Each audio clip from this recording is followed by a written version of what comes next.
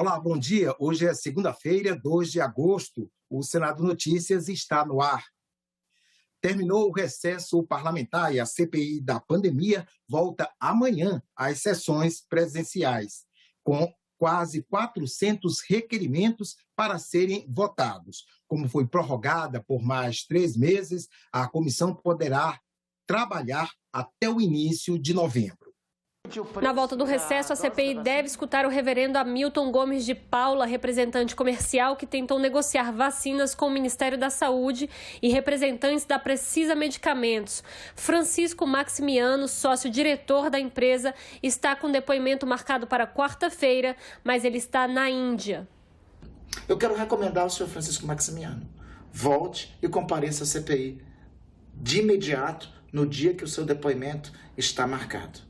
Evadir-se do país quando tem uma investigação em curso é crime. E nós não titubearemos em pedir a sua prisão preventiva. Então, senhor Maximiano, nós aguardamos o senhor aqui. Além dos depoimentos, os senadores também devem votar requerimentos. São 386 pedidos prontos para entrarem na pauta. A maior parte dos pedidos pendentes sugere a convocação de testemunhas. São 265 requerimentos para ouvir, por exemplo, governadores, prefeitos, servidores públicos, representantes de empresas privadas e 10 ministros de Estado.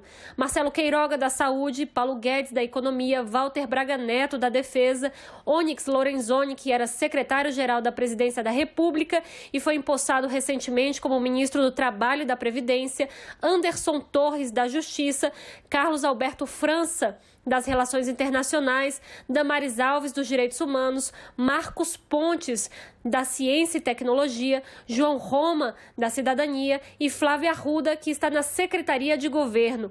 Há ainda um pedido de convite para o ministro Wagner Rosário, da Controladoria Geral da União.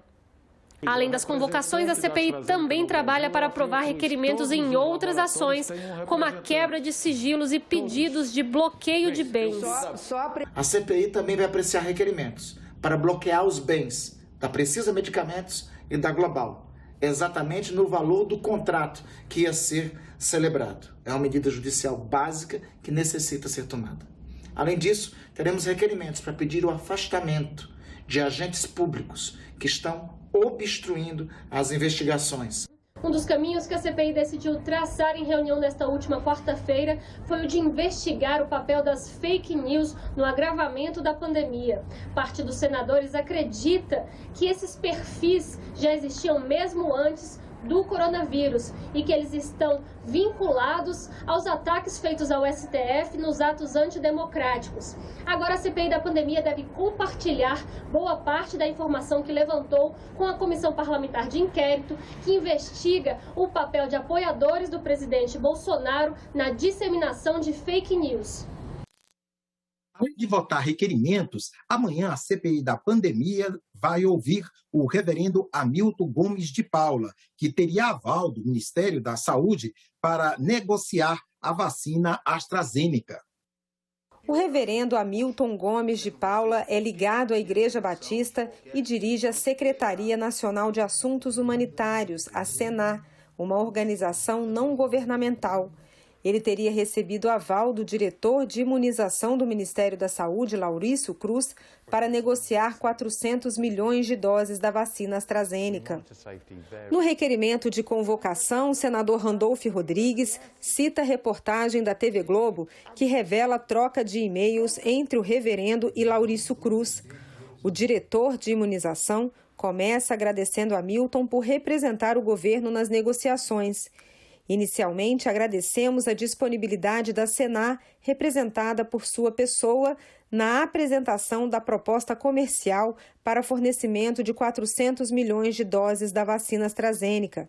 E diz que todos os processos de aquisição de vacinas no âmbito do Ministério da Saúde estão sendo direcionados pela Secretaria Executiva.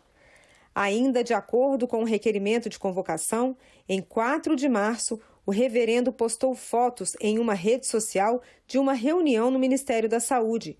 Cruz está em uma das fotos. Na postagem, Hamilton confirmou a participação em articulação para a consecução de uma grande quantidade de imunizantes. Em um outro e-mail, Cruz confirmou para o presidente da Davat nos Estados Unidos que o reverendo Hamilton intermediaria as negociações. O valor negociado por essas vacinas seria de $17,5 por dose, 3 vezes a mais do que o governo pagou em janeiro pela vacina, e também maior do que disse à CPI Luiz Paulo Dominguete. Segundo ele, na negociação entre o governo e a Davat, a vacina custaria $3,5 a dose. Nesta semana, o presidente Jair Bolsonaro deve sancionar ou vetar a Lei de Diretrizes Orçamentárias para o ano que vem. A LDO é a base para a Lei Orçamentária Anual, que precisa ser entregue ao Congresso até 31 de agosto. O depoimento de Francisco Emerson Maximiano estava previsto para 1º de julho, mas ele informou à CPI que estava em quarentena para a Covid-19 porque tinha acabado de voltar de uma viagem à Índia. A expectativa pela presença dele acabou aumentando depois do depoimento dos irmãos Miranda. Eles disseram à CPI que o presidente Jair Bolsonaro sabia de irregularidades no contrato da compra da vacina Covaxin, que é fabricada pelo laboratório indiano Bharat Biotech e representada no Brasil pela empresa de Maximiano, a Precisa Medicamentos. Em um contrato firmado em 25 de fevereiro com a Bharat Biotech no valor de R$ 1,6 bilhão, o governo federal se dispôs a comprar 20 milhões de doses da Covaxin por R$ 80 cada. O Ministério da Saúde afirma que o pagamento está condicionado à entrega das doses após a Anvisa autorizar o registro da vacina. No dia 4 de junho, a agência reguladora liberou a importação de 4 milhões de doses do imunizante para serem aplicadas com restrições. O relator da CPI enumerou os indícios de irregularidades. Essa negociação da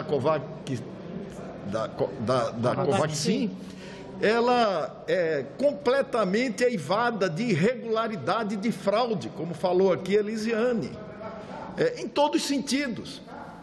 Primeiro, a vacina com menor tempo de validade, com maior preço. Segundo, a única aquisição que tinha um atravessador, a Precisa.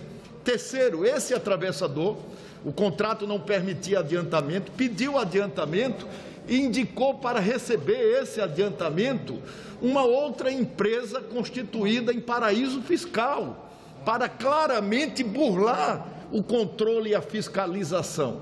O senador Marcos Rogério contestou as acusações.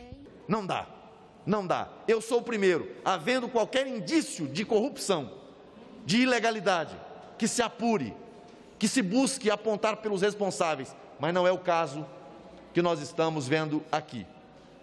Uma situação absolutamente normal, de correção de dados, que foi feita do dia 22 para o dia 23. Tudo saneado, tem a licença de importação.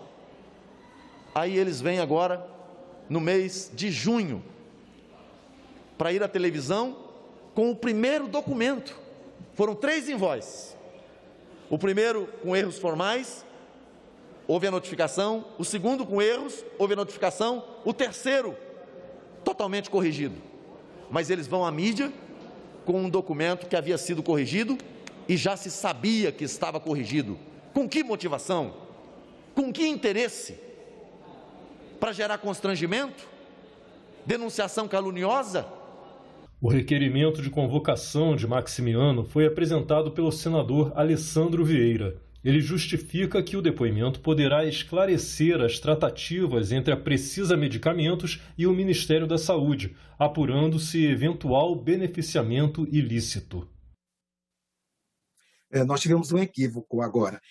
Nós estávamos tratando de CPI e eu me adiantei e chamei a matéria sobre a Lei de Diretrizes Orçamentárias e a LOA anual para o ano que vem.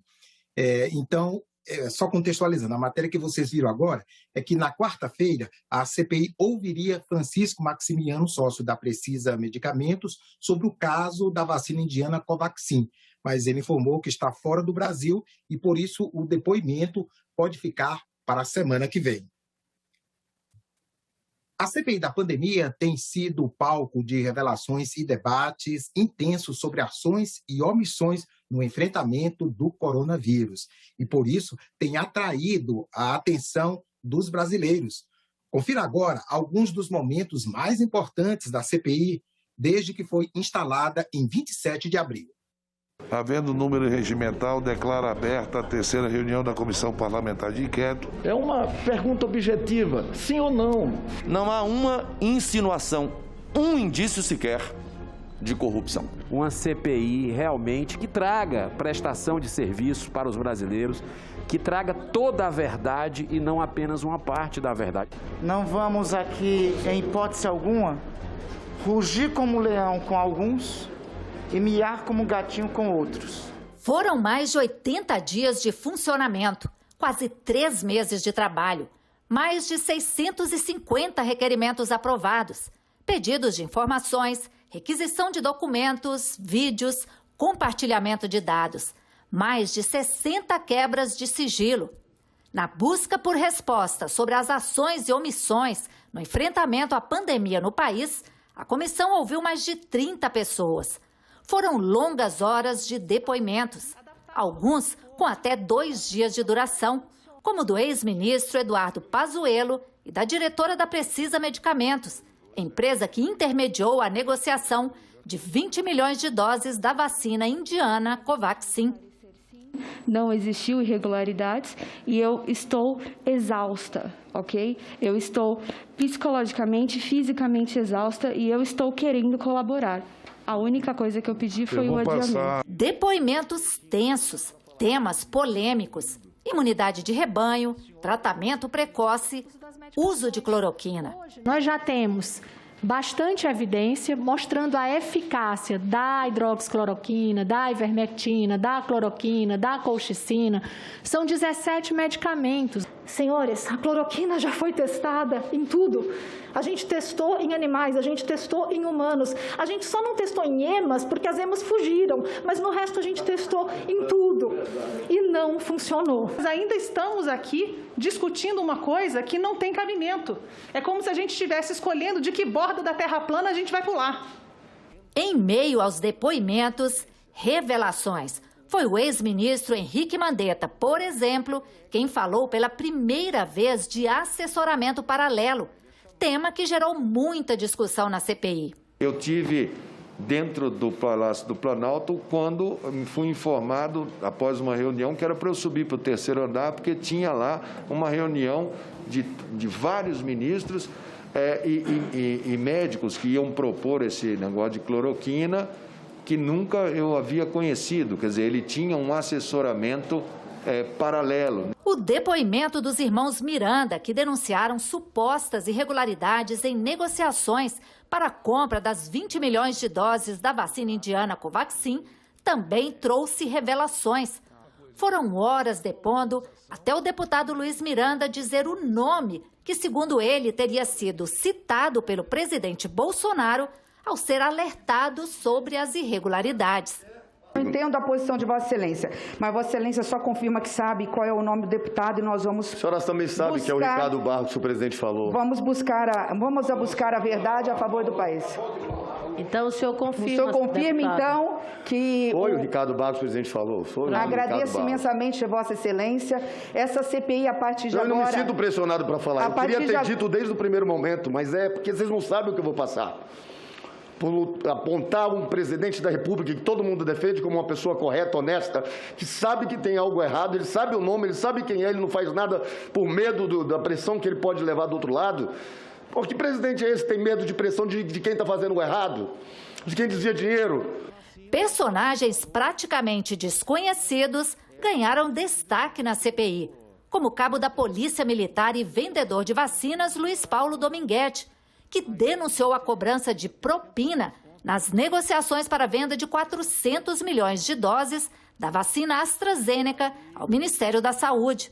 A conversa começou assim, olha, nós temos que melhorar esse valor. Aí eu disse, mas eu tenho que tentar um desconto, eu não tenho... Não, mas não é para cima, é para mais. E aí se pediu-se, porque tinha que se compor dentro do Ministério, e se pediu o acréscimo de $1 por dose. eu já de imediato já disse que não teria como fazer. A denúncia de pedido de propina feita por Dominguete acabou provocando um dos momentos mais tensos na CPI, a prisão de um depoente. O ex-diretor de logística do Ministério da Saúde, Roberto Dias, acabou detido pela Polícia Legislativa após ser acusado de mentir na CPI. Ele já tinha sido apontado como um dos responsáveis por pressões pela liberação da importação da vacina Covaxin. Ele vai ser recolhido agora pela polícia do Senado. Ele está mentindo desde manhã, dei chances para ele o tempo todo. Perfeito, senhor presidente. Eu pedi, por favor, pedi várias vezes, senador Randolph. E tem coisas que não dá para admitir. Pelo menos 7 depoentes chegaram à comissão amparados por habeas corpus. Mas, mesmo assim, a maioria respondeu às perguntas. Não foi o caso do empresário Carlos Wizard, suspeito de fazer parte do gabinete paralelo de aconselhamento ao presidente Bolsonaro. Por mais de 70 vezes, ele repetiu uma mesma frase. Como se deu a sua participação no governo para tratar desses negócios bilionários, na sua expressão?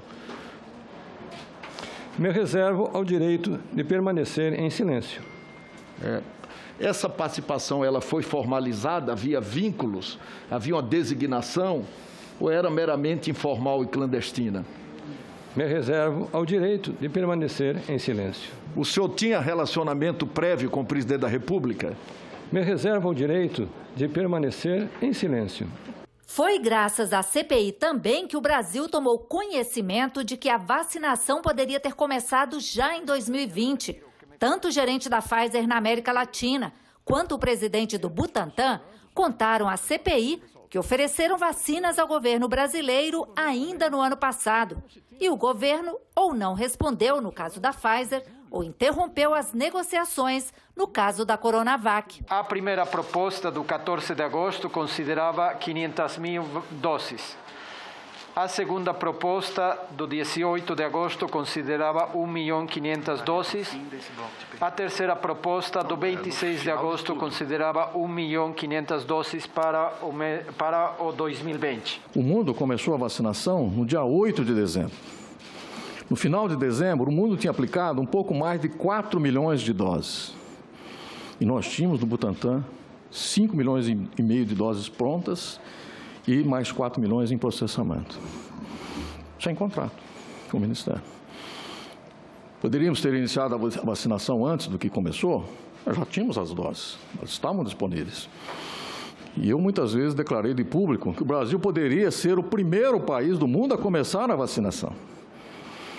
Não fosse os percalços que nós tínhamos que enfrentar. Agora sim, nesta semana, o presidente Jair Bolsonaro deve sancionar ou vetar a Lei de Diretrizes Orçamentárias para o ano que vem. A LDO é a base para a Lei Orçamentária Anual que precisa ser entregue ao Congresso até 31 de agosto. O Brasil já tem a previsão de orçamento para 2022. A Lei de Diretrizes Orçamentárias, aprovada pelo Congresso antes do recesso, define os gastos mais importantes e as projeções do governo para o ano seguinte. A LDO prevê para 2022 um déficit nas contas públicas de mais de 170 bilhões de reais, crescimento do PIB de 2,5%, inflação de 3,5%, um aumento do fundo eleitoral, o valor destinado aos partidos para financiamento das eleições, de 2 bilhões para 5,7 bilhões. O INPC, que corrige o salário mínimo, deve variar 4,27%. Com isso, o salário deve passar dos atuais R$ 1.100 para R$ 1.147, sem aumento real. A permissão de reajuste salarial para servidores públicos fica mantida se houver espaço fiscal. O valor do salário mínimo estimado na LDO em R$ 1.147 é uma projeção e ela é importante porque muitas despesas constantes do orçamento são indexadas ao salário mínimo, como o pagamento dos benefícios previdenciários. No entanto, uma lei específica deverá definir o valor do salário mínimo para 2022, que poderá ser esses 1.147, ou um outro valor definido pelo presidente e aprovado pelo Congresso Nacional. O relator considerou conservadores os parâmetros do projeto enviado pelo governo. O PLDO 2022 adotou parâmetros macroeconômicos conservadores, em face à expectativa de reaquecimento econômico para 2022. O déficit nas contas do governo projetado para 2022, de 170 bilhões, corresponde a 1,9% do PIB e é bem menor que o de 2020, que foi de 608 bilhões, ou 10% do PIB, afetado pela pandemia de Covid-19. Também é menor que o previsto para este ano, de 3,3% do PIB. Mas a pandemia ainda causa incertezas. Na parte de riscos fiscais, a LDO deixa claro que não há como prever as consequências da Covid nas finanças públicas do ano que vem. O texto aprovado coloca como prioridades do orçamento o Programa Nacional de Imunização e a Agenda para a Primeira Infância, entre outras. Especialistas estimam que a LDO permita aumento de gastos em torno de 106 bilhões de reais, já que com o aumento da inflação, o teto de gastos também é ampliado. Agora cabe ao governo analisar o projeto aprovado e apresentar ao Congresso o orçamento definitivo, o projeto da LOA, Lei Orçamentária Anual. A partir daí, o Congresso tem até o dia 31 de dezembro, né? Então de 1º de setembro a 31 de dezembro, para fazer emendas, destinar valores, para que as execuções possam ser feitas a partir de 2022. E principalmente precisamos ter um alerta, né, sobre a questão, né, sanitária e econômica do país, presente aí na LOA. Se a discussão que vai ficar em voga até o dia 31 de dezembro é o orçamento paralelo e também quanto vai ser destinado para as eleições de 2022. Né? A ampliação do valor do fundo eleitoral de 2 para 5,7 bilhões foi o ponto mais discutido do projeto. É uma coisa absurda, a imprensa toda já está falando nisso. É um desrespeito à nação. Nesse Brasil empobrecido, nesse Brasil doente, que não tem recurso para nada, isto aí é chamar o eleitorado brasileiro de idiota. A partir do instante em que ele é administrado de forma transparente, de forma clara, para poder não deixar nenhum parlamentar amarrado às empresas privadas que tinha antigamente, eu entendo que ele é necessário sem nenhuma hipocrisia. Caso o Poder Executivo não concorde com os 5,7 bilhões previstos para a transferência desse fundo, ele poderá vetar essa previsão da LDO.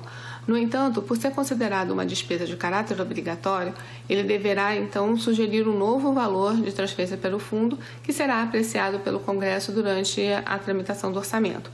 E também, nesse momento, poderá o Congresso definir um patamar maior ou menor daquele que vier já no projeto de orçamento.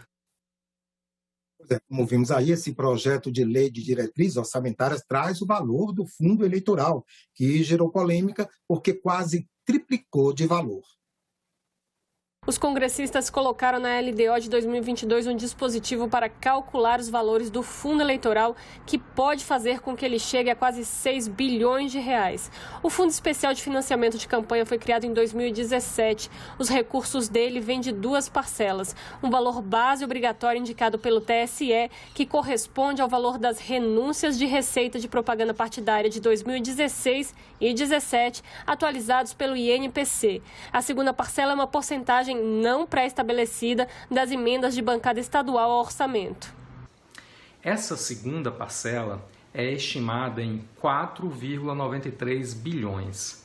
Portanto, caso o presidente da República não vete o dispositivo que trata do tema, o fundo deverá ter 791 milhões da parcela obrigatória, mais 4,93 bilhões do remanejamento das emendas impositivas de bancada, totalizando o valor estimado em 5,72 bilhões em 2022. A Lei de Diretrizes Orçamentárias não cria despesa. Ela traça um parâmetro para o projeto de lei orçamentária anual, que deve ser enviado ao Congresso até o dia 31 de agosto. Ou seja, para o fundo ser criado nesse valor de 5,7 bilhões de reais, o Congresso teria ainda de aprovar o valor na lei orçamentária anual. Se o presidente Jair Bolsonaro vetar a regra na LDO, o assunto deve voltar a ser debatido no orçamento anual. Caso o dispositivo sobre o fundo venha a ser vetado, continuam válidas as regras da legislação eleitoral. A parcela obrigatória, estimada em 791 milhões, deve constar do projeto de lei orçamentária anual para 2022. Além desse valor, poderá haver o remanejamento de algum percentual das emendas impositivas de bancada para o fundo. Tanto o Poder Executivo, ao encaminhar o projeto de lei orçamentária anual, quanto o Congresso Nacional, ao apreciá-lo, poderão propor o percentual. O fundo especial foi criado com um valor de 1,7 bilhões de reais. Nas eleições de 2020, ele chegou a 2 bilhões. Diante da possibilidade de ele chegar a quase 6 bilhões, há uma tentativa de acordo para que ele fique em 4 bilhões de reais, mais que o dobro do valor original. Passar de 2 para 5 é um aumento muito grande, 2 para quase 6, não é? Então, é um aumento muito grande. Então, o que se está discutindo é se haverá uma espécie de entendimento entre os poderes executivo e legislativo, ou para que seja vetado esse valor e seja proposto um valor de 4, ou se o presidente vetaria, mas vetaria sabendo que que todo o Congresso, a maior parte dele, encaminharia pela rejeição desse veto, pela derrubada dele, e com isso manteria o valor de 5 bi. O fundo eleitoral foi criado com o fim do financiamento empresarial das campanhas políticas. O que está por trás do debate é a forma de bancar o processo eleitoral. Quando o Supremo decidiu que as empresas, né, as pessoas jurídicas, não poderiam realizar doações, e diante da experiência com essa situação nas eleições municipais, foi que o Congresso resolveu adotar o fundo eleitoral no ano subsequente para a eleição de 2018. Há dois debates, um é sobre se deve haver dinheiro público nesse procedimento, e o outro é com relação ao valor, né? O valor sempre parecerá muito elevado para quem é contra que o sistema seja adotado. Agora, é bom dizer que há sistemas semelhantes. Praticamente a maior parte dos países da Europa continental adotam um sistema semelhante ao brasileiro, às vezes com alguns limites. No primeiro turno das eleições, o fundo é repartido da seguinte forma: 2% entre todos os partidos com estatutos registrados no TSE, 35% para os partidos que tenham pelo menos um deputado eleito. A divisão deve ser feita de acordo com o número de votos que cada partido teve na última eleição geral para a Câmara. 48% deve ser dividido entre os partidos, respeitando o número de representantes que cada um elegeu para a Câmara dos Deputados, e 15% se destina aos partidos na proporção do número de senadores eleitos que eles têm. A gente precisa pensar num modelo, em primeiro lugar, na minha visão, que reduza o valor, a quantidade de dinheiro público indo para a campanha eleitoral. Os políticos precisam ir à sociedade, explicar as suas bandeiras e pedir contribuição. Os políticos precisam se acostumar a pedir doações voluntárias da sociedade para suas causas.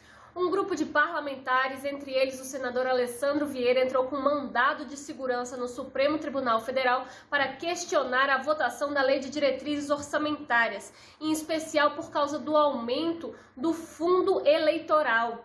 O pedido de liminar é pela anulação da votação da LDO e pela proibição do aumento do Fundo Especial para Financiamento de Campanha enquanto durar a pandemia. Quem deve analisar o pedido é o ministro Cássio Nunes Marques. Vamos conferir agora as atividades programadas para hoje no Senado. Às 15h haverá reunião da Comissão Temporária da Covid-19. Os senadores vão ouvir o ministro das Comunicações, Fábio Faria, sobre a infraestrutura tecnológica nas escolas públicas necessária para o retorno às aulas de maneira eficiente e segura. E às 18h, a Comissão de Desenvolvimento Regional e Turismo faz debate sobre o Sistema Único de Saúde e o papel dele na redução das desigualdades. Ficamos por aqui. Você pode rever as reportagens desta edição na nossa página na internet, senado.leg.br/TV. Inscreva-se também no nosso canal no YouTube. O endereço é youtube.com/TV Senado.